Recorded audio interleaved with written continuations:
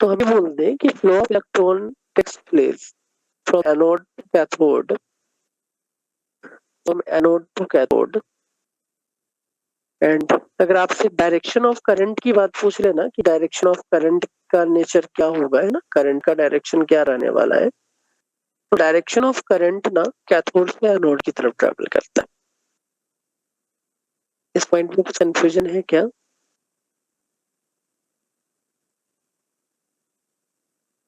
Hello, am I audible? भाई okay, चलिए इसको कॉपी कर लीजिए।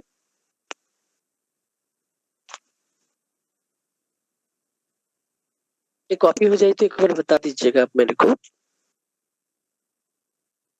हो गया।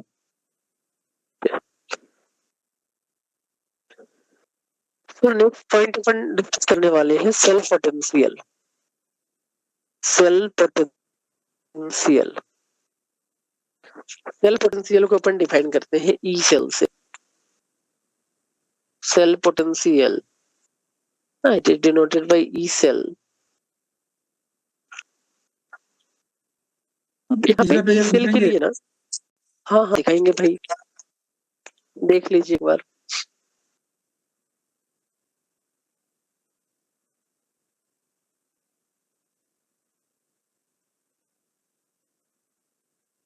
क्लियर है ये? हाँ सर। ओके, तो सेल पोटेंशियल में ना हम थोड़ा सा थर्मो का कंसेप्ट यहाँ पे यूज करेंगे, है ना, कि जो भी सेल पोटेंशियल है हम गिव एनर्जी के टर्म्स में ही रिप्रेजेंट करते हैं यहाँ पे। तो अपने थर्मोडायनामिक्स में देखा था कि डेल्टा जी जो होता है ना, वो non PV work, decrease in गिव फ्री एनर्जी जो था वो नॉन पीवी वर्क के इक्वल होता था, है ना। मैं उसी पॉइंट को यहाँ पे लिख रहा हूँ कि डिक्रीज इन सेल पोटेंशियल अपन कैसे कैलकुलेट करते हैं। सेल पोटेंशियल को अगर डिफाइन किया जाए तो आप क्या बोलोगे, एक सेल का जो सेल रिएक्शन के रिगार्डिंग में जो पोटेंशियल डेवलप होगा उसी को हम सेल पोटेंशियल बोलते हैं। ये निकालते कैसे हैं, तो थर्मो वाले फंडे को थोड़ा सा रिलेट करते हैं कि decrease in give energy, decrease in गिव free energy is equal to non PV work, non PV work, है ना। अब ये होता क्या है, कैसे अपन कैलकुलेट करते हैं समझिएगा। तो नॉन पीवी वर्क के लिए ना हम ऐसा गिव फ्री एनर्जी के डिक्रीमेंट को मैं यहाँ पे डेल्टा जी माइनस से रिप्रेजेंट करता हूँ, माइनस डेल्टा जी, है ना। और वर्क डन नॉन पीवी है तो मैं सिंपल लिख देता हूँ non PV. Electrical non PV work अपन किसको बोलते हैं, है ना। तो हमने दो टाइप के वर्क की बात की थी, पीवी वर्क जहाँ पे एरिया अंडर द कर्व के अकॉर्डिंग तो अपन बात करते हैं, और इलेक्ट्रिकल एनर्जी जो था ना वो नॉन पीवी वर्क होता है। Electrical energy is non PV work है, ठीक है। तो यहाँ पे जो वर्क डन हो रहा है ना, वो हमें एक चार्ज पार्टिकल को, है ना, एक वोल्टेज अपन दे रहे हैं, है ना, और उसी के मूवमेंट में जो एनर्जी लग रहा है ना उसी को क्या बोल देंगे अपने यहाँ पे वर्क डन बोल देंगे। मैं नॉन पीवी को ऐसा लिख दे रहा हूँ, क्यों, क्यू का मतलब है चार्ज, बी का मतलब है वोल्ट, है ना, कि जो भी आपने पोटेंशियल लगाया होगा और जो चार्ज को एक जगह से दूसरी जगह मूव करा रहे हो, इसी वर्क को अपन क्या बोल देंगे, नॉन पीवी वर्क। क्यू अपन कैसे निकालते, क्यू का मतलब है नंबर ऑफ इलेक्ट्रॉन का फ्लो, है ना। तो जितने नंबर ऑफ इलेक्ट्रॉन फ्लो होंगे ना, तो क्यू, क्यू की जगह मैं लिख दे रहा हूँ एन फैराडे। क्या लिख दे रहा हूँ भाई, एन फैराडे। अगर मान लो कि एक इलेक्ट्रॉन हो रहा होगा तो 1 फैराडे ऑफ चार्ज आएगा, है ना। एन नंबर ऑफ फैराडे अगर मूव कर रहा होगा तो हम क्या बोलेंगे, एन इलेक्ट्रॉन अगर फ्लो होगा तो एन नंबर ऑफ फैराडे का ट्रांसफर हो रहा है एक इलेक्ट्रॉन से दूसरे इलेक्ट्रॉन में। तो सिंपल सा एक फंडा क्या लगाएंगे, एन इंटू एफ लिख देते हैं, और पोटेंशियल के लिए ना हमने टर्म यूज किया है, ई यूज किया है। तो एक फॉर्मूला यहाँ से ड्राइव हो जाता है कि कहीं पर भी अगर मेरे को चेंज इन गिव फ्री एनर्जी निकालना है for a particular cell, formula will be minus of n F E के इक्वल हो जाएगा। पूरे चैप्टर में इस फॉर्मूले का बहुत ज्यादा यूज है अपने को, है ना। हम जो भी अभी न्यूमेरिकल्स वगैरह सॉल्व करेंगे ना, उसमें इन्हीं फॉर्मूले का यूज मैक्सिमम टाइम करने वाले हैं, ठीक है। तो एन एफ ई की बात करेंगे, एन क्या है, नंबर ऑफ इलेक्ट्रॉन्स, मैं लिख दे रहा हूँ where n is number of electron, where n is number of electrons involved, and E is potential difference. E is potential difference. ठीक है, अब हर जगह हम ना ये चार्ज एन एफ जो है ना, एफ इज फैराडे, क्यों ऐसा यूज करते हैं इस फॉर्मूले में, फैराडे का फंडा क्यों लेके चलते हैं, तो हर जगह कहीं एक इलेक्ट्रॉन तो ट्रांसफर हो नहीं रहा होगा, है ना, n number of electron transfer हो रहे हैं पूरे सेल रिएक्शन में। एक क्या करते हैं ना, यहाँ पे चार्ज की बात करते हैं, जो वैल्यू ले रहे हैं ना वो चार्ज के अकॉर्डिंग टू लेके चल रहे हैं। तो charge on 1 mole of electron, charge on 1 mole of electron, क्या लिखेंगे भाई, एक इलेक्ट्रॉन का चार्ज होता है 1.6 into 10 to the power minus का 19 कूलम, और Na का वैल्यू इंटू Na 1 मोल के लिए, है ना। अब Na का वैल्यू अगर मैं यहाँ पे पुट करूँ ना 1.6 into 10 to the power minus 19, Na is 6.022 into 10 to the power 23, और ये है कूलम में, है ना। अब जब इसको आप मल्टीप्लाई करोगे ना तो अप्रोक्सीमेटली हमारे पास वैल्यू क्या आएगा, 96500 कूलम, है ना। इसको बोल देते हैं अपन 1 फैराडे। तो जितने मोल ऑफ इलेक्ट्रॉन रहेंगे ना, जैसे मान लीजिए कोई भी जो भी चार्ज डेवलप हो रहा है कि ड्यूरिंग अ प्रोसेस अगर दो चार्ज का ट्रांसफर हो रहा है या ऑक्सीडेशन नंबर में 2 यूनिट का चेंज आया, है ना, तो हम क्या बोलेंगे भाई 2 फैराडे चार्ज का ट्रांसफर हुआ है। अगर कहीं पे एक का चेंज आ रहा है तो हम क्या बोलेंगे 1 फैराडे चार्ज का ट्रांसफर हो रहा है। तो ऑलवेज जो एन है ना वो मोल के टर्म्स में अपन लेके चल रहे हैं, है ना, इसलिए हम चार्ज के वैल्यू में ऑलवेज क्या लेके चलेंगे, फैराडे की बात करने वाले। कोई कंफ्यूजन है यहाँ पे किन्हीं का भी? हेलो, इसको एक बार कॉपी करिए। अब इस चैप्टर में ना डेल्टा जी का क्या यूज है ना, मेन उसी की बात करने वाले हैं अपन यहाँ पे। नेक्स्ट हेडिंग लिखना अपने को, application of Gibbs free energy. जैसा अपने केमिकल इक्विलिब्रियम में के लिए एक टेक्नोलॉजी यूज किया था ना कि के को अगर मल्टीप्लाई कर दे तो क्या होता है ना, डिवाइड कर दे तो क्या होता है, तो उस टाइप के लॉजिक से ना इस चैप्टर में भी क्वेश्चन पूछे जाते हैं, दोनों कंसेप्ट को मर्ज करके भी पूछ लेता है। तो मैं कुछ एक स्टेटमेंट यहाँ पे लिख रहा हूँ, if we multiply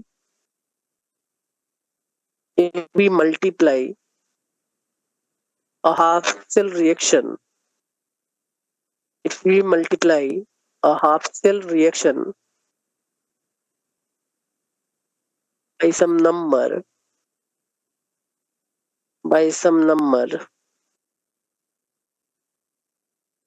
potential remains unchanged.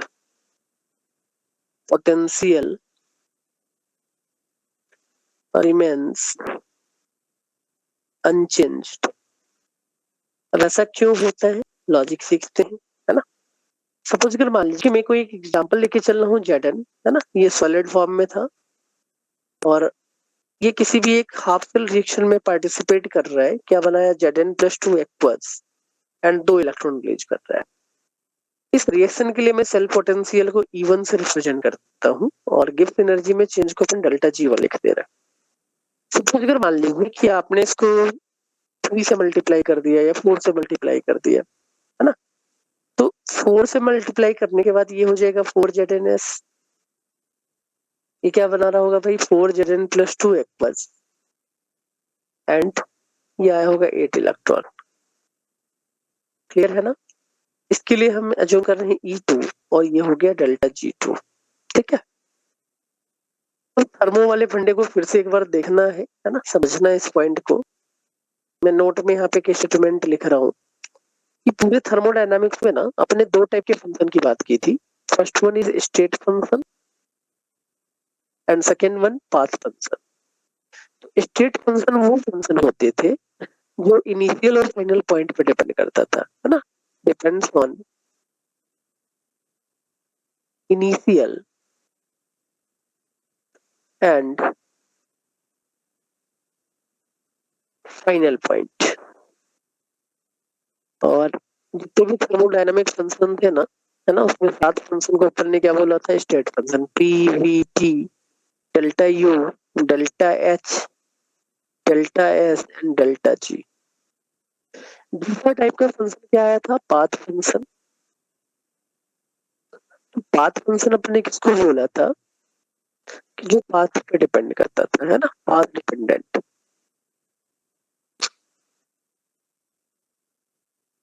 और यहाँ पे अपने दो पॉइंट देखे थे, दो एग्जांपल लिखा था। First one work done and second one heat supplied. अब यहाँ पे थोड़ा सा आपको फील आ रहा होगा कि हम हर एक चीज को जी से क्यों इंटर रिलेट करना चाह रहे हैं, कि जी क्या होता है भाई, स्टेट फंक्शन है ना। तो स्टेट फंक्शन ये सिर्फ और सिर्फ फर्स्ट और सेकंड पॉइंट पे डिपेंड करेगा। तो अगर मान लीजिए कि इन दोनों रिएक्शन के लिए मेरे को डेल्टा जी को कंपेयर करना रहे, इन दोनों रिएक्शन के रेफरेंस में अगर अपने को डेल्टा जी को कंपेयर करना रहे, तो हम ये बोल सकते हैं कि भाई the given expression relation between delta G two and delta G one is state function है। तो state function delta G two जो होगा वो 4 time of delta G one के इक्वल होगा। कोई कंफ्यूजन है क्या? ये स्टेट फंक्शन वाले कंसेप्ट के अकॉर्डिंग टू मैं लिख रहा हूँ। अब देखिएगा, अगर मैं इसको रिलेट करूँ ना, अगर अपन इसको रिलेट करते हैं इस फंडे से, तो डेल्टा जी को मैं क्या लिख सकता हूँ, N F E cell, just अपन ने सीखा था। एन क्या होता था, नंबर ऑफ इलेक्ट्रॉन। तो सेकेंड वाले में नंबर ऑफ इलेक्ट्रॉन कितने दिख रहे हैं, 8, तो माइनस का एन एफ, और ई सेल को आपने ई टू एज्यूम किया है। ये वाला भाई 4 है ना, माइनस का 4 टाइम ऑफ, माइनस क्यों है, इसके रीजन से। G1 में कितने इलेक्ट्रॉन जा रहे थे, 2 इंटू फैराडे, और इसका इलेक्ट्रॉन पोटेंशियल E1 है। अब इन दोनों को अगर रिलेट करोगे तो माइनस से माइनस कैंसिल आउट हो गया, 4 और 2 से ये 8 भी खत्म, फैराडे से फैराडे वाला पार्ट भी खत्म हो गया। तो हमारे पास जो एक्सप्रेशन आया ना वो E1 इक्वल्स टू E2 आया। ठीक है, किसी भी एक पर्टिकुलर हाफ सेल रिएक्शन को ना आप किसी भी नंबर से मल्टीप्लाई कर देंगे ना, देन उसके पोटेंशियल में अपने को कोई भी चेंजेस ऑब्जर्व होता हुआ नहीं दिखेगा, है ना।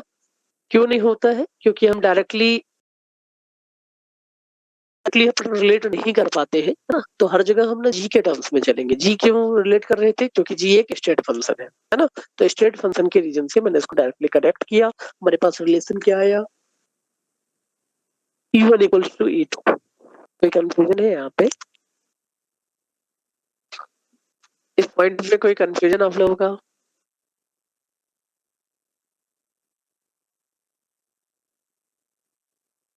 इसको एक बार कॉपी करिए, है ना, हो जाए तो फिर बताइएगा, मैं सेकेंड पेज पे मूव करता हूँ।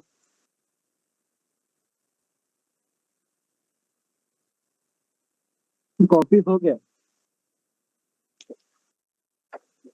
सेकेंड पॉइंट पे आते हैं अपन।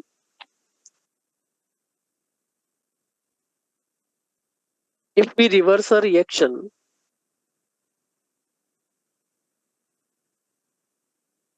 if we reverse a reaction, then value of E will be, and value of E will be negative with same initial magnitude, with same initial magnitude। जैसे मान लीजिए कि सेम रिएक्शन में लेके चलता हूँ यहाँ पे, कि जिंक सॉलिड था, जिंक सॉलिड किसी भी एक हाफ सेल रिएक्शन में जिंक का ऑक्सीडेशन हो रहा है, तो Zn प्लस एक्वस में जाएगा 2 इलेक्ट्रॉन। इसके लिए पोटेंशियल E1 था, है ना, और ये मैं डेल्टा G1 लिख रहा हूँ। अगर अपने इस रिएक्शन को रिवर्स कर देंगे ना, तो Zn प्लस एक्वस, अब ये 2 इलेक्ट्रॉन एक्सेप्ट करेगा, और ये क्या बना रहा है भाई, जिंक जिंक सॉलिड बना रहा है। इसके लिए मैंने E2 लिखा है और डेल्टा G2 लिखा है। अब फिर से हम क्या करेंगे, इन्हीं स्टेट फंक्शन का लॉजिक को आपस में इंटर रिलेट करना है। जी को आप हर जगह रिलेट कर सकते हैं, है ना, क्योंकि जी क्या है, एक स्टेट फंक्शन है। तो मैं ये बोल सकता हूँ कि डेल्टा G2 जो होगा ना, वो माइनस ऑफ डेल्टा G1 के इक्वल होगा। अरे जी किस पे डिपेंड कर रहा है, एनएफ के वैल्यू पे डिपेंड कर रहा है। NF E2 is equals to minus का एनएफ E1।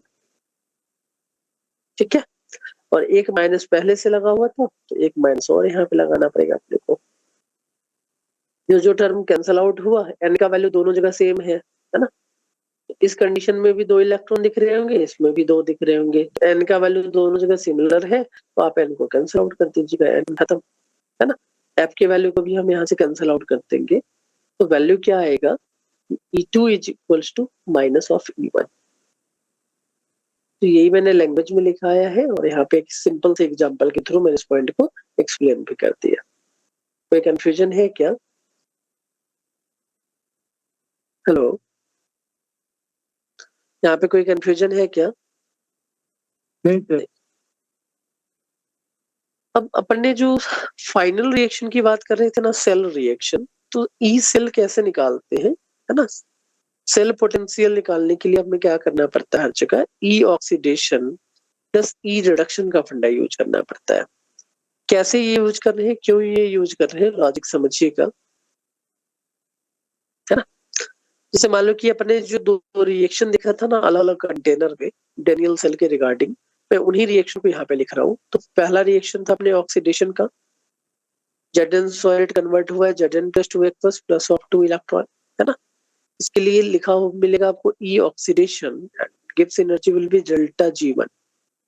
सेकेंड है, अगर कॉपर प्लस 2 एक्वस था, इसने 2 इलेक्ट्रॉन एक्सेप्ट किया, क्या बनाया? कॉपर सॉलिड, और इसका रिडक्शन हो रहा है, इसके लिए है डेल्टा G2।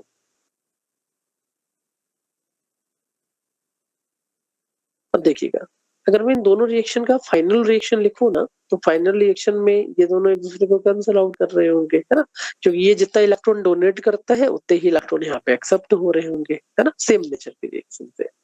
तो फाइनल रिएक्शन जो अपना मिलेगा वो है Zn solid plus of copper 2 plus aqueous, this gives Zn plus 2 aqueous and copper solid.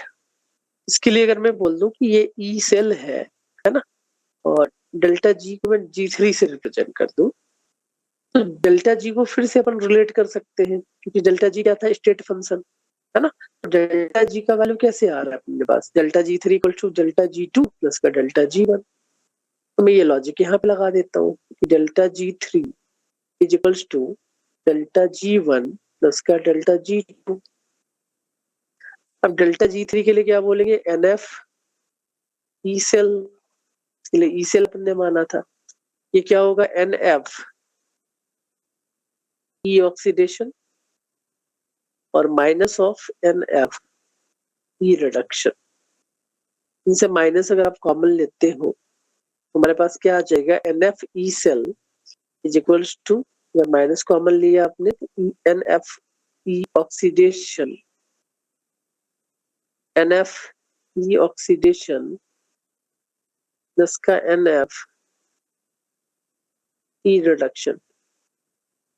इस माइनस से माइनस टर्म को कैंसिल आउट कर दीजिए, है ना? NF यहाँ दोनों जगह कॉमन लेके हम कैंसिल आउट कर सकते हैं। तो फाइनल जो अपने पास रिएक्शन बचा होगा ना, ई सेल जो होता है वो किसके इक्वल आएगा? ई ऑक्सीडेशन प्लस ई रिडक्शन के इक्वल आ रहा होगा। आई थिंक इन्हीं का कोई कंफ्यूजन यहाँ पे नहीं होना चाहिए। इस पॉइंट में कोई कंफ्यूजन है आप लोगों का? हेलो, तो मैंने ये तीनों पॉइंट आपको एक्सप्लेन कर दिया कि ई सेल होता क्या है, ऑक्सीडेशन कैसे होते हैं, रिडक्शन कैसे होते हैं, है ना?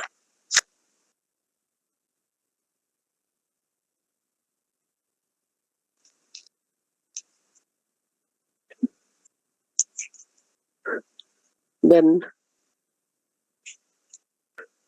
Next point, point number 4,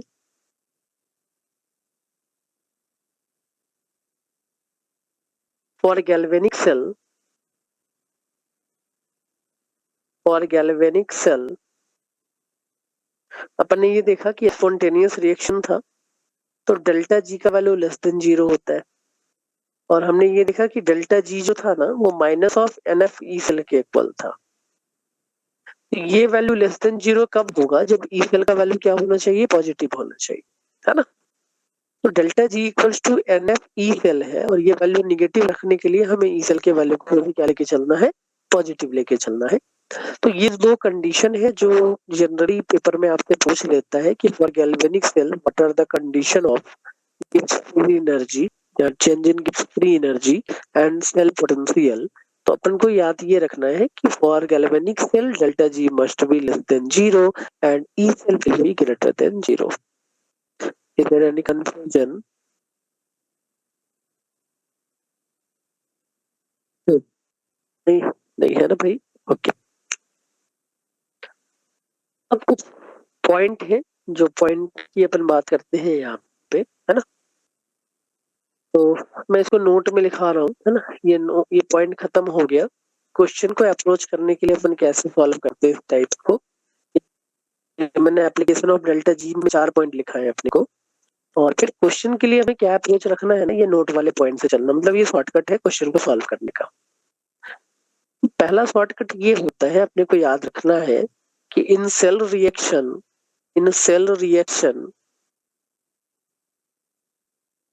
electron is not appear. Electron is not appear. ये पहला पॉइंट जो अपने को याद रखने हैं क्वेश्चन सॉल्व करते टाइम, कि जिस भी रिएक्शन में इलेक्ट्रॉन दिख गया ना लिखा हुआ, वो कभी सेल रिएक्शन नहीं होगा, है ना? तो उन रिएक्शन को आप क्या बोलोगे? Half cell reaction. जिस भी रिएक्शन में इलेक्ट्रॉन दिख गया ना, हम क्या बोलेंगे भाई? वो सेल रिएक्शन कभी पॉसिबल नहीं हो सकता। जैसे देखो ये सेल रिएक्शन था ना, तो सेल रिएक्शन में आपको कहीं पे भी इलेक्ट्रॉन लिखा हुआ नहीं दिखेगा, है ना? इलेक्ट्रॉन गायब रहते हैं यहाँ से। तो पहला कंडीशन, अब जनरली जो पहला कंफ्यूजन आपका आता है ना किसी भी क्वेश्चन को पढ़ने के बाद, वो यही आता है कि हाफ सेल रिएक्शन गिवन है या कंप्लीट सेल का रिएक्शन गिवन है। तो आज के बाद आपका ये कंफ्यूजन खत्म हो गया, है ना? ये अगर मान लो कि कोई एक रिएक्शन दे दे, फाइनल थर्ड स्टेप में भी रिएक्शन लिख के अगर इलेक्ट्रॉन लिखा हुआ दिख जाए, तो आप उसको कभी भी सेल रिएक्शन की तरह कंसिडर नहीं करोगे। ये पॉइंट क्लियर है? ये पॉइंट क्लियर है? दूसरा दूसरा point,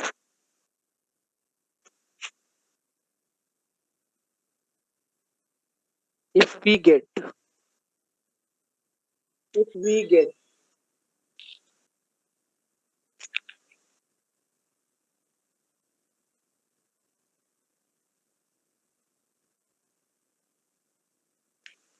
if we get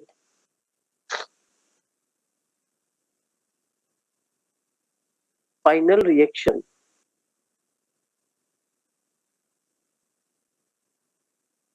as cell reaction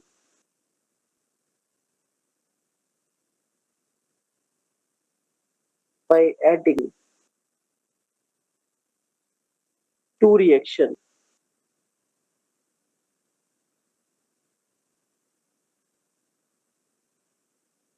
in that case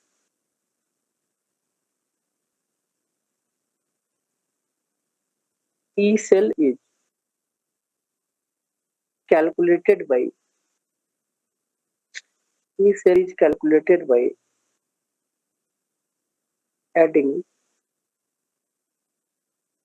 electrode potential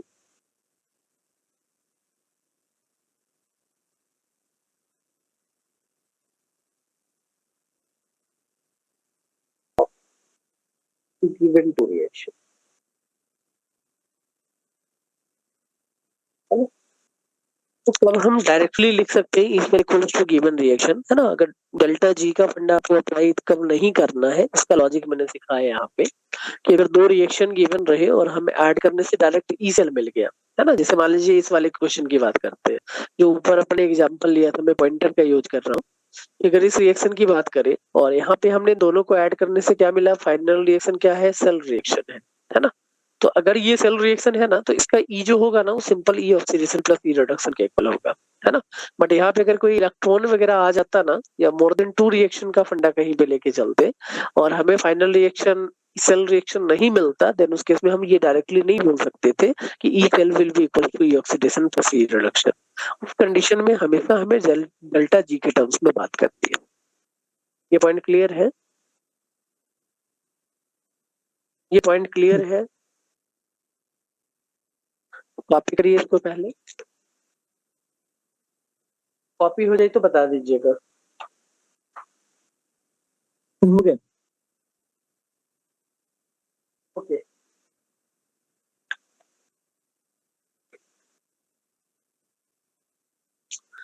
then point 3,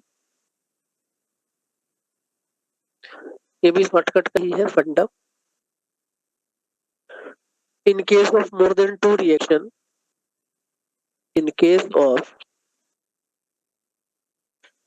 more than two reaction, in case of more than two reaction, always use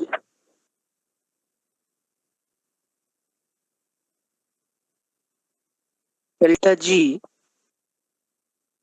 to relate E electrode potential. And point number 4, in a cell reaction,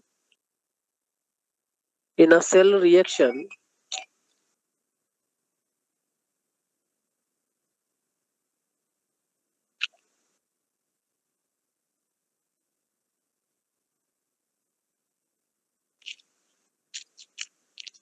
in a cell reaction, am I audible ना? मेरा voice clear है ना भाई? एक बार confirm करिएगा आप लोग। हम सर क्लियर है। ओके ओके, तो लिखिएगा in a cell reaction,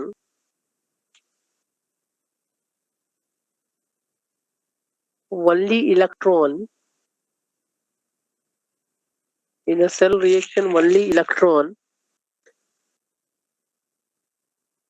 is cancelled out. Only electron is cancelled out. Other reagent cannot. Other reagent cannot.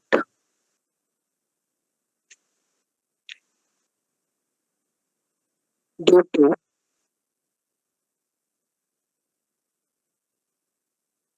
to different concentration and reaction is going on different container. Going on different container. तो अलग अलग container में अगर reaction हो रहा होगा ना तो कंसंट्रेशन क्या बोलेंगे? डिफरेंट रहने वाला है ना। और कंसंट्रेशन अगर डिफरेंट रहेगा तो हम क्या बोलेंगे भाई? वहां पे डायरेक्टली हम किसी भी रिएक्शन के रिएजेंट को कैंसल आउट नहीं कर पाएंगे। क्लियर है ना? सर ये वाला पॉइंट एक जगह एक कंटेनर में ऑक्सीडेशन हो रहा था, दूसरे कंटेनर में रिडक्शन हो रहा था, है ना। अगर कहीं पे कंसंट्रेशन मेंशन ना रहे, है ना, तो हो सकता है कि आपने अलग अलग कंसंट्रेशन का रिएजेंट लिया होगा। तो कहीं कहीं पे आगे चलेंगे ना, मैंने जिंक और कॉपर लिया था ऑक्सीडेशन और रिडक्शन में, है ना। कहीं कहीं पे आपको क्या दिखेगा? एक ही मेटल है, जैसे Fe है, आयरन, तो एक कंटेनर में आपने Fe+3 ले लिया, इसका क्या होगा? रिडक्शन Fe+2 में कन्वर्ट होगा। और दूसरे कंटेनर में आपने Fe+2 लिया था, तो वो Fe+3 में चला जाएगा, है ना। सेम ही एलिमेंट का रिडक्शन और ऑक्सीडेशन दोनों हो रहा है, और उसके कनेक्शन से हमने एक सेल बनाया है ना।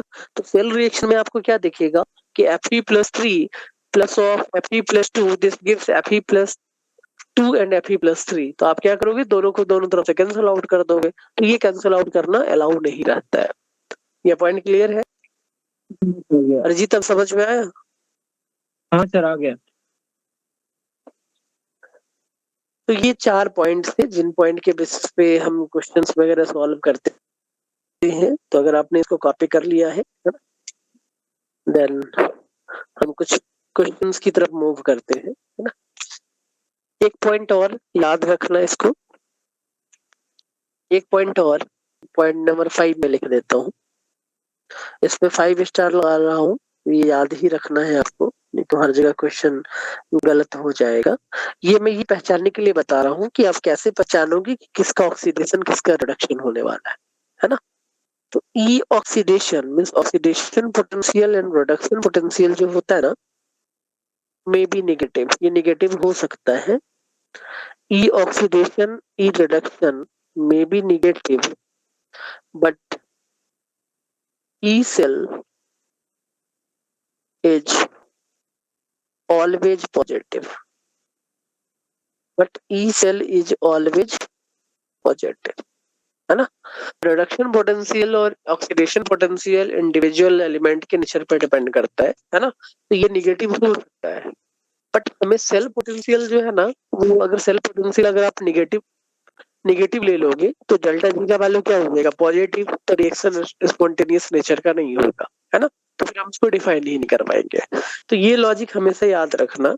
इसी पॉइंट के बेसिस पे ना हमें ये सेलेक्ट करना पड़ता है गिवन रिएक्शन में से किस रिएक्शन को आप कैथोड की तरह ट्रीट कर रहे हो, कैथोड पे रिएक्शन हो रहा है रिडक्शन, और किस पे हो रहा है ऑक्सीडेशन, है ना। हर जगह हम क्या करते हैं भाई, ऐड करके देखेंगे। अगर वैल्यू नेगेटिव आया तो रिएक्शन इज नॉट पॉसिबल, दो डेटा गिवन रहेगा। अगर पॉजिटिव आया तो हम बोलेंगे ई सेल पॉजिटिव आएगा, ये कंसिडरेबल रिएक्शन है। मेरा वॉइस क्लियर है ना, मेरा वॉइस क्लियर है ना भाई, मेरा वॉइस क्लियर है ना, ये एक बार कंफर्म तो कर भाई। ओके, तो जितने भी थ्योरेटिकल पॉइंट थे ना फर्स्ट टॉपिक से, मैंने आपको वन बाय वन एक्सप्लेन कर दिया है। अब अपन कुछ न्यूमेरिकल अप्रोच पे चलते हैं। तो पहला क्वेश्चन है, क्वेश्चन नंबर 1, बच्चों वाला क्वेश्चन मैं लिख रहा हूँ। एक रिएक्शन गिवन था, दो रिएक्शन गिवन है यहाँ पे। Zn solid converts into Zn+2 aqueous and 2 electron ये रिलीज कर रहा है। इस केस में E का वैल्यू गिवन है x volt, and second given है कॉपर सॉलिड कन्वर्ट हो रहा है copper+2 एक्वा सॉल्यूशन में, और इस प्रोसेस में भी 2 इलेक्ट्रॉन रिलीज हो रहे होंगे, है ना। और इसके लिए E का वैल्यू गिवन है -y वोल्ट, है ना। तो पहला क्वेश्चन है, सबसे आसान क्वेश्चन से अपन ने स्टार्ट किया है। आपसे पूछा है भाई ई सेल का वैल्यू क्या होगा, है ना, और सेल रिएक्शन आप क्या लिखेंगे। क्वेश्चन ये पूछा है आपसे कि what is the value of E cell and write a cell reaction for the given reactive process.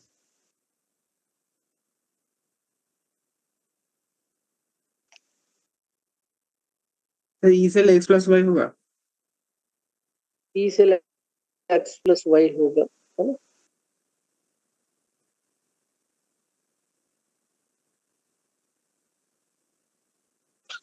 तो ये सबसे आसान है।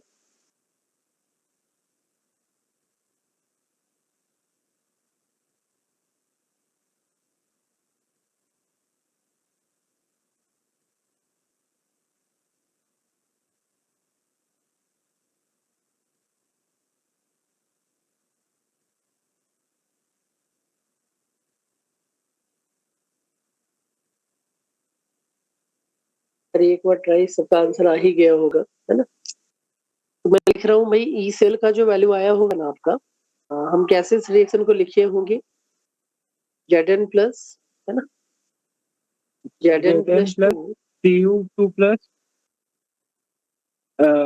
Zn2 plus Cu। अब इसको ना मैं ऑक्सीडेशन मान लेता हूँ, क्योंकि एक्स और वाई का वैल्यू तो गिवन नहीं है, तो एक्स है।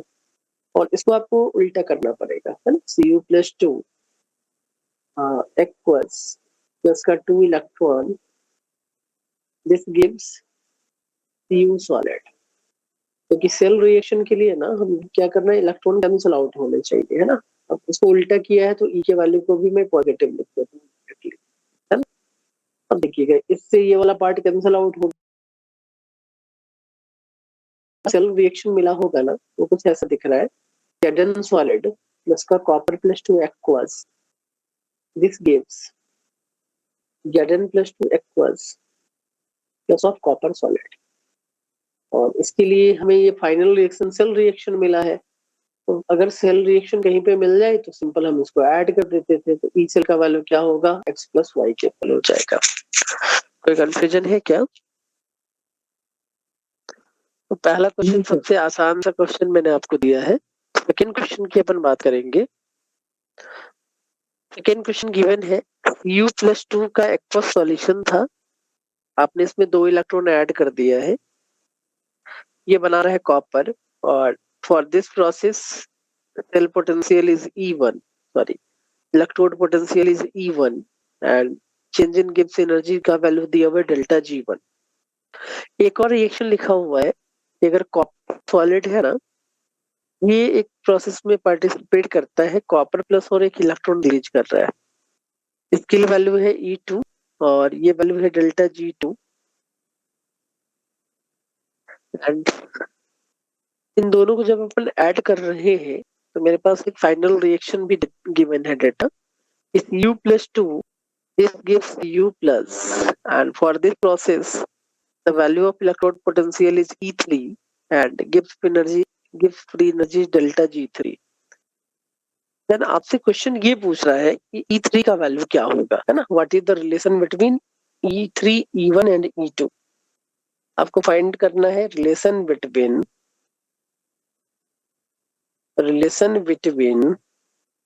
E3 E2 and E1। करिए, एक बार सॉल्व करिए, क्या आएगा आंसर।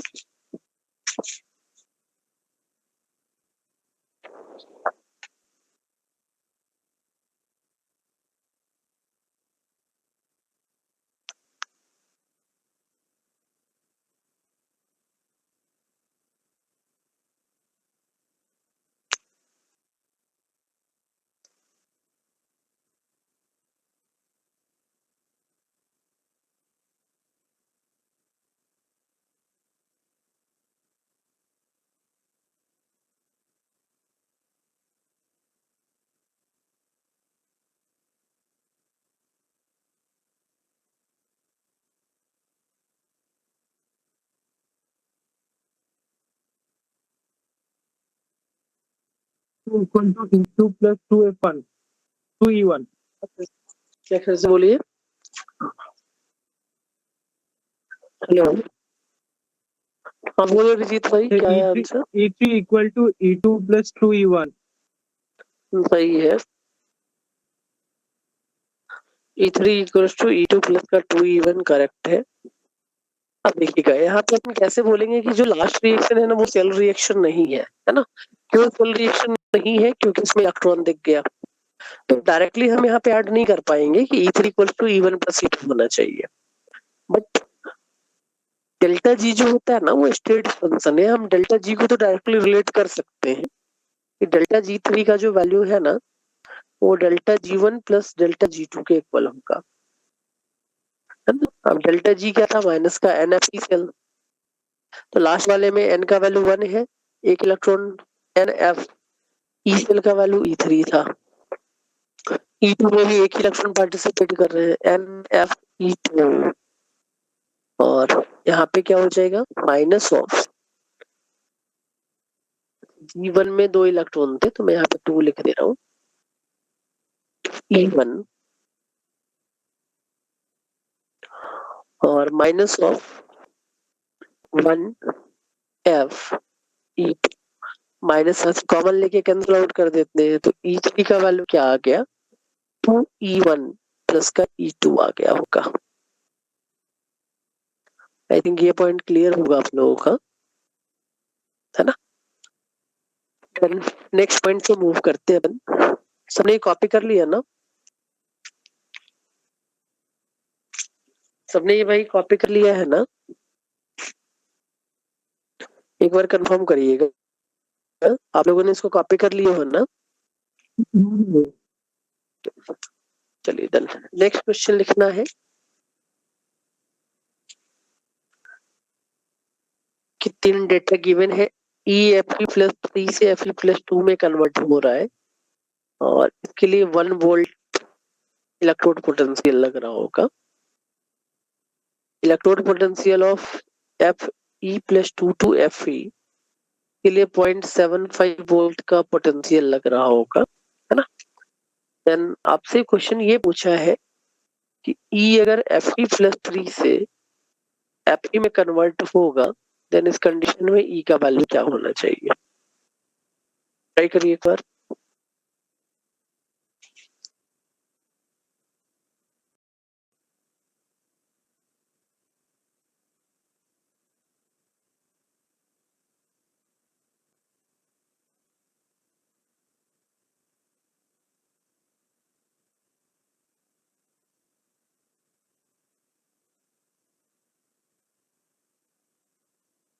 मुझे तो बता दीजिएगा क्या आया।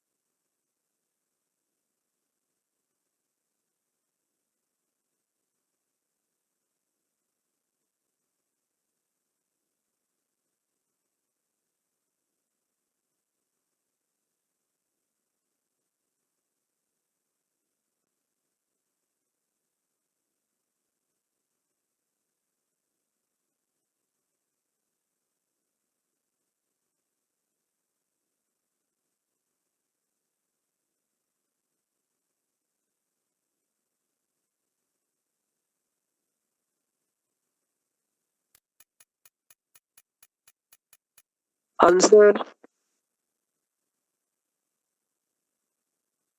0.25/2.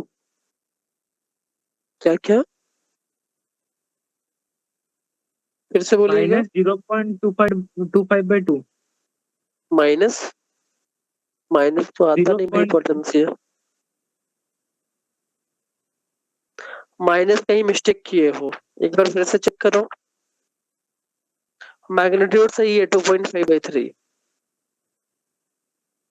माइनस एक एक्स्ट्रा आ गया। अरिजीत, करे करे. एक बार चेक करना।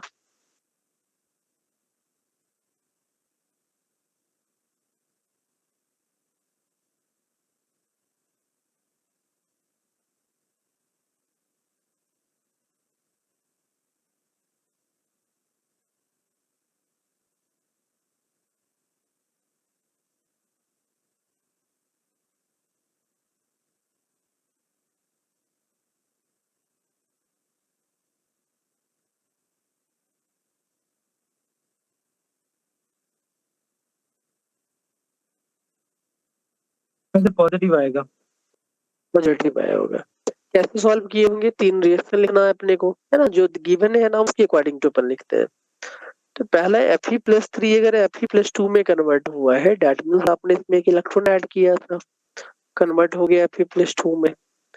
दूसरा वैल्यू गिवन है Fe+2 ना, एक इलेक्ट्रॉन, 2 इलेक्ट्रॉन एक्सेप्ट किया होगा और कन्वर्ट हुआ है Fe में। अब फाइनल रिएक्शन में भी हमें Fe+3 से Fe तक जाना है ना। तो Fe+3 ने यहाँ पे 3 इलेक्ट्रॉन एक्सेप्ट किया होगा, तभी ये क्या बना रहा है भाई, Fe बना रहा होगा। ठीक है। अब इस प्रोसेस में जो E का वैल्यू गिवन है ना, 1 वोल्ट लगा, एक में 0.75 वोल्ट लगा है, तो मैं यहाँ पे E1 लिख दे रहा हूँ। ये वाला पॉइंट E2 हो गया, ये वाला पॉइंट E3 है। एंड ड्यूरिंग दिस प्रोसेस जो गिव्स एनर्जी है, इसको डेल्टा G1, इसको डेल्टा G2, इसको डेल्टा G3 से लिख देते हैं। अब ये सेल रिएक्शन नहीं है, कैसे पता चला, क्योंकि इसमें इलेक्ट्रॉन था, तो डायरेक्टली हम इसको रिलेट नहीं कर पाएंगे, हमें क्या लगाना है, डेल्टा जी को ही रिलेट करना पड़ेगा। तो delta G3 equals to delta G1 plus का डेल्टा G2। एंड फंडा क्या लगाएंगे, NF E सेल, तो माइनस का 3F E3 is equals to minus का 2F E2 minus of 1F E1। Minus हटा के सब जगह से कैंसिल आउट कर दीजिए। तो E3 का वैल्यू क्या आया होगा, 2E2 प्लस का E1/3। अब E2 और E1 का वैल्यू क्वेश्चन में गिवन है ना। E2 का वैल्यू क्या था, 0.75, तो 2 इंटू 0.75, और E1 का वैल्यू क्या है, 1 है/3, है ना। तो ये आ जाएगा 2.5/3 आ रहा होगा। कोई कंफ्यूजन है क्या भाई किन्हीं का भी? Answer is 2.5/3। किन्हीं का कुछ कंफ्यूजन? सर बोलिए। हम delta G equal to delta G2 plus delta G1 क्यों लिख रहे हैं? क्या? ये ठीक डेल्टा है, ठीक है। जी3 हाँ, डेल्टा जी3 equal to delta G2 plus delta G1 क्यों लिख रहे हैं? अब भाई उन्हीं दोनों को ऐड करने से तो G3 आया है ना। ये रिएक्शन हाँ कैसे मुझे मिलेगा? जब इन दोनों को ऐड करोगे तो स्टेट फंक्शन का फंडा क्या था? जी में हम डायरेक्टली रिलेट करते थे। अगर और किसी दो को ऐड करने से अगर तीसरा रिएक्शन मिल रहा है तो उस केस में हम उन दोनों को ऐड करेंगे। अगर मान लो कि एक को रिवर्स करने से मिलता तो E2 की जगह हम माइनस का डेल्टा G2 लिखते थे। रिवर्स होने से वैल्यू चेंज हो गया होगा। क्लियर है भाई देवार्गु? क्लियर है सर। किसी का और कुछ कंफ्यूजन है क्या यहाँ पे? एक बार पूछ लीजिए अगर कंफ्यूजन है तो, और अगर नहीं है तो नेक्स्ट क्वेश्चन फिर सॉल्व करिए। किसी का कंफ्यूजन है क्या?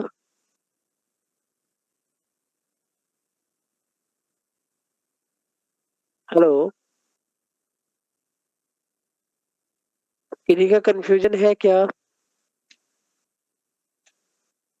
एक बार कंफर्म करिए किसी का कुछ कंफ्यूजन है? नहीं है लगता है। अरिजीत ये क्लियर है ना भाई? ओके, नेक्स्ट क्वेश्चन सॉल्व करते हैं।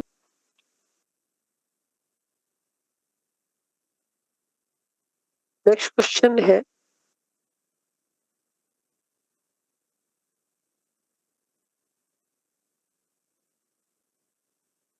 E of Fe+3 to Fe+2, इसका वैल्यू गिवन है 1 volt, and E of Fe+2 to Fe, इसका वैल्यू गिवन है 0.75 वोल्ट। देन आपसे क्वेश्चन ये पूछा है find E cell. E cell का वैल्यू क्या होगा?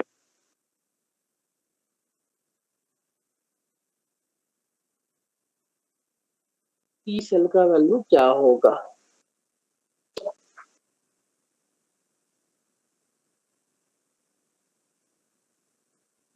आंसर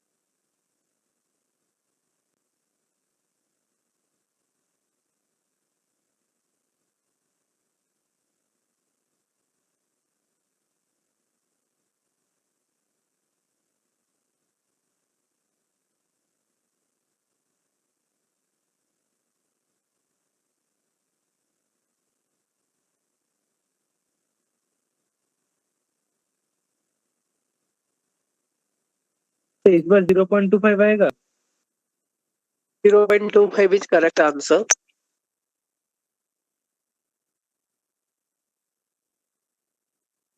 0.25 करेक्ट है भाई।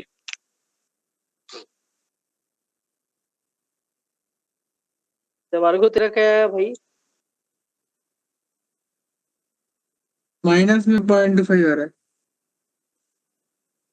ई सेल कांट बी नेगेटिव ना। फिर से मैं हाँ याद सर। दिलाता हूँ, इसलिए मैंने लैंग्वेज वाला पॉइंट लिख दिया है कि आप कहीं पे भी कंफ्यूज ना हो, है ना। माइनस आए ना तब भी माइनस टिक मत करना। पेपर में जब क्वेश्चन आएगा ना तो माइनस वाला ऑप्शन पहले से देगा।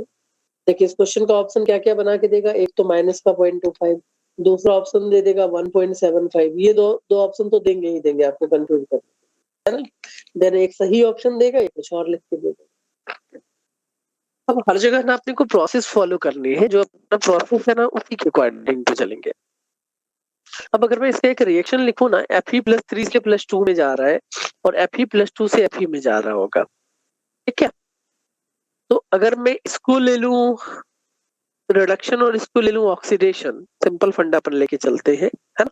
तो हमें ऐसा वैल्यू सेलेक्ट करना है जिससे फाइनल वैल्यू निगेटिव दिखना नहीं चाहिए। हमें कुछ ऐसा वैल्यू सेलेक्ट करना है जिससे फाइनल वैल्यू निगेटिव दिखना नहीं चाहिए। तो Fe+3 ने एक इलेक्ट्रॉन एक्सेप्ट किया होगा और किसमें कन्वर्ट हुआ भाई, Fe+2 में कन्वर्ट हुआ है ना। और ये वाला रिएक्शन जो है ना, ये Fe+2 ने 2 इलेक्ट्रॉन एक्सेप्ट किए हैं और इसका जो वैल्यू है ना वो Fe में कन्वर्ट हो गया। अब इसके लिए E1 का वैल्यू 1 था, है ना भाई। और इसके लिए E का वैल्यू जो है ना, मैं E का वैल्यू यहाँ पे लिख देता हूँ, ये 0.75 था। अब मेरे को अगर ई सेल निकालने हैं तो ई सेल का मतलब इलेक्ट्रॉन कैंसिल आउट होना चाहिए। तो इलेक्ट्रॉन कैंसिल आउट तभी होगा जब हम इस ई पहले वाले रिएक्शन को 2 से मल्टीप्लाई करेंगे, है ना। अगर 2 से मल्टीप्लाई नहीं करोगे तो फिर ये कैंसिल आउट नहीं होगा, है ना? अब इसको अगर 2 से मल्टीप्लाई करोगे,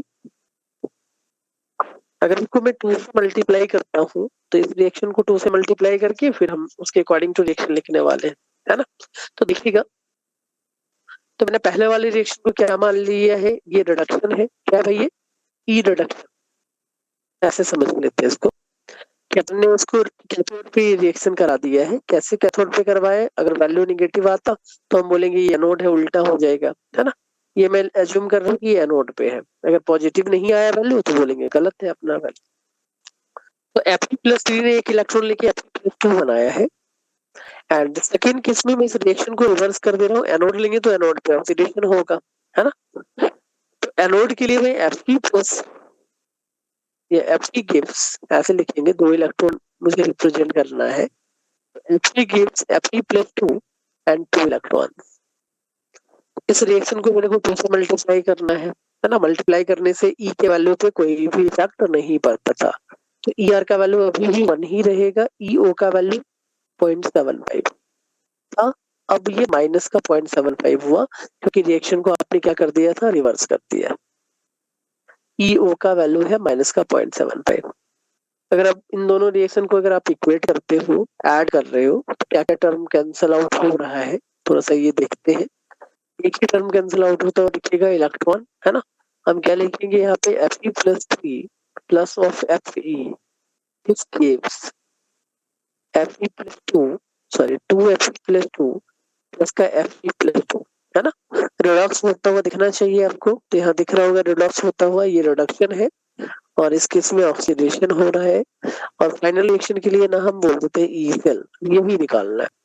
अगर फाइनल रिएक्शन मेरे को ई सेल के जैसा दिखा, कोई भी इलेक्ट्रॉन नहीं दिख रहा है, तो ई सेल का वैल्यू क्या होता था, सिंपल ई ऑक्सीडेशन प्लस ई रिडक्शन। ई रिडक्शन का वैल्यू 1 था, ई ऑक्सीडेशन का वैल्यू 0.75 माइनस का आया है, तो आंसर विल बी 0.25। मेरे को इसमें कुछ कंफ्यूजन नहीं सर। नहीं है, ये समझ में आया ना कहाँ पे मिस्टेक किए थे, हाँ ये सर। समझ में आया कहाँ पे मिस्टेक किए थे। ओके, तो नेक्स्ट क्वेश्चन में मिस्टेक मत करना। नेक्स्ट क्वेश्चन लिखना है EMnO4 minus converts into MnO2 and the value is 0.5 volt। Second है EMnO4 minus converts into Mn+2 and the value is 1.5 volt। आपसे क्वेश्चन ये पूछा है, find E of MnO2 to Mn+2 will be।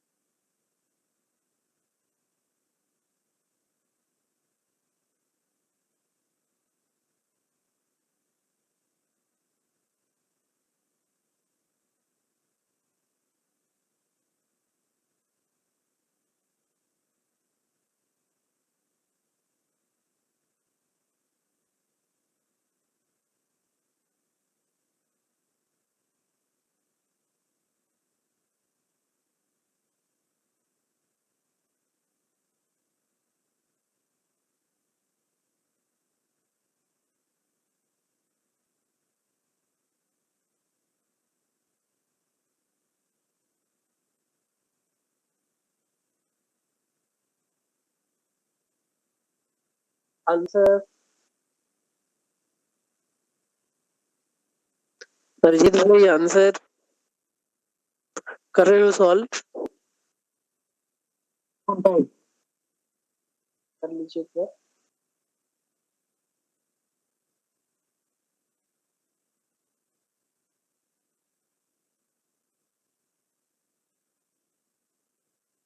तो 4.5 volt. 4.5 गलत हो गया भाई।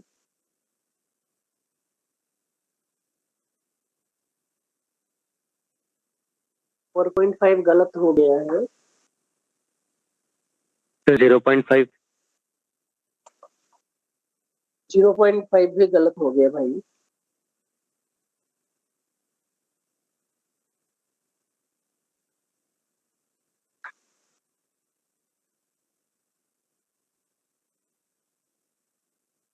करिए, कैलकुलेट करिए।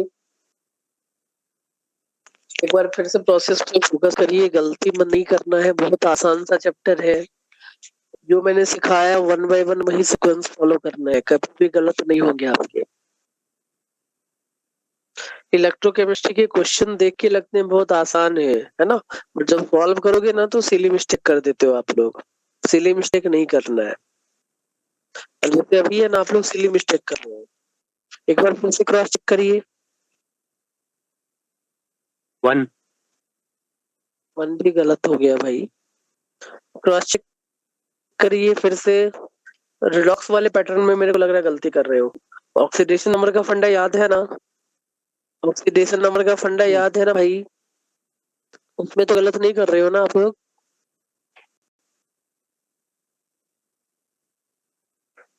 करिए, एक बार फिर से ट्राई करिए। नहीं होगा तो मैं करता हूँ। 1 मिनट का और टाइम दे रहा हूँ आप लोग को, सॉल्व करिए। अगर नहीं होगा फिर मैं कर दूंगा।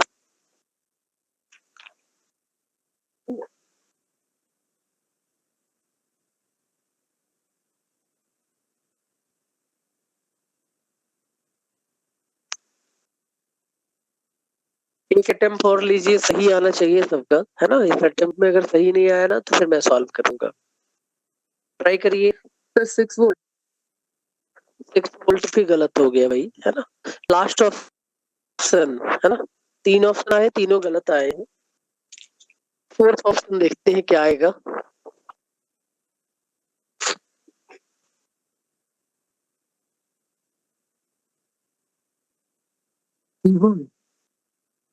क्या क्या फिर से बोल। 3 वोल्ट।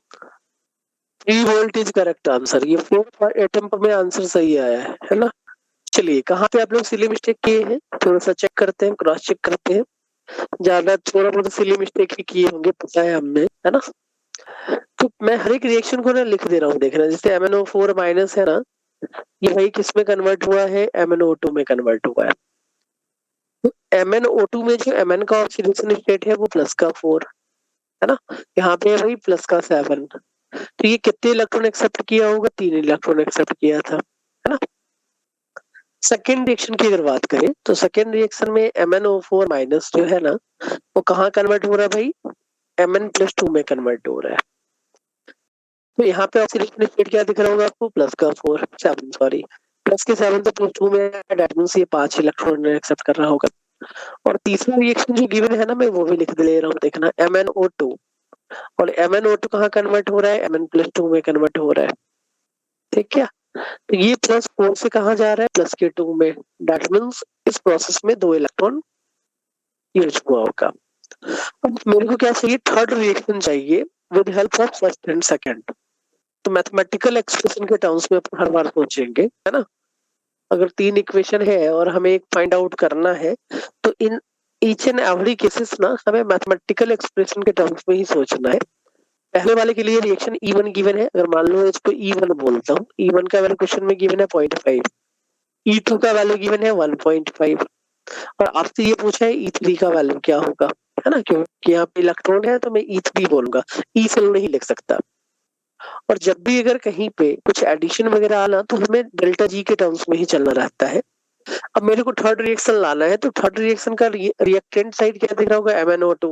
वो पहले वाले के प्रोडक्ट में MnO2, तो आपने इसको रिवर्स किया है। आपने क्या किया भाई? इसको रिवर्स किया होगा। कोई कंफ्यूजन है क्या?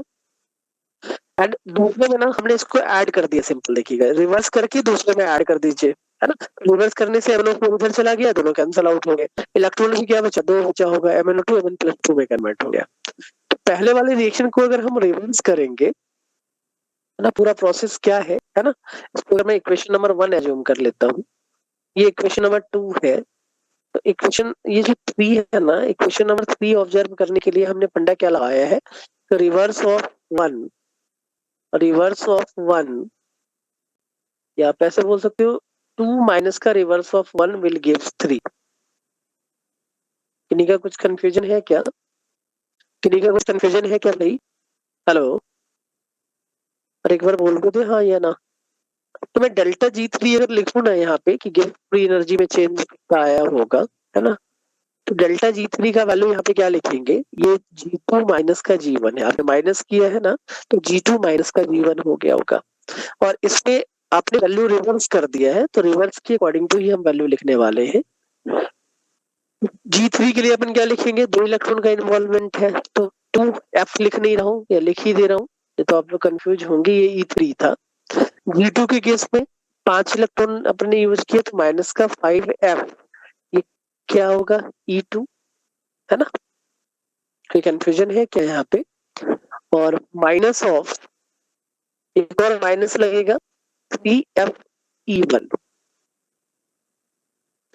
अब यहाँ से अगर आप माइनस कॉमन लेंगे ना, तो ये वैल्यू क्या आया, माइनस से माइनस में खत्म कर देता हूँ, तो E3 का वैल्यू क्या आया होगा, 5 into E2, 5 into E2 minus का 3 इंटू E1, है ना। E2 E1 का वैल्यू आपको गिवन है क्वेश्चन में, E2 का वैल्यू क्या था 1.5 और E1 का वैल्यू क्या गिवन है भाई 0.5 था, ये था ना, कुछ कंफ्यूजन है क्या? 3 इंटू 0.5, आपने कोई कंफ्यूजन तो नहीं है ना, आई थिंक आप लोगों का। नहीं सर, फाइनल जो E3 का वैल्यू जो आएगा ना, वो 3 आ गया होगा, 3 वोल्टेज करेक्ट आ। देखिएगा डाउट है तो एक बार पूछ सकते हो आप।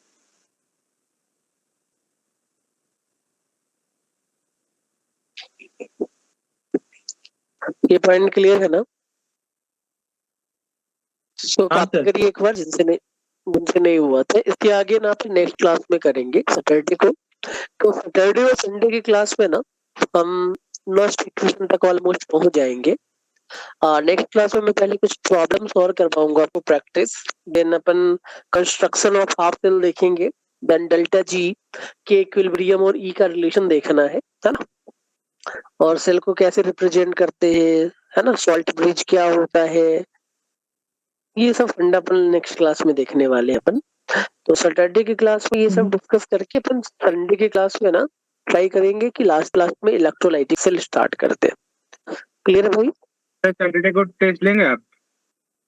सैटरडे को मैं बता दूंगा आपको, पहले कल मेरे को एक बार मैसेज करना, मैं बोल दूंगा आपको, तो ले लेंगे, कोई दिक्कत नहीं है।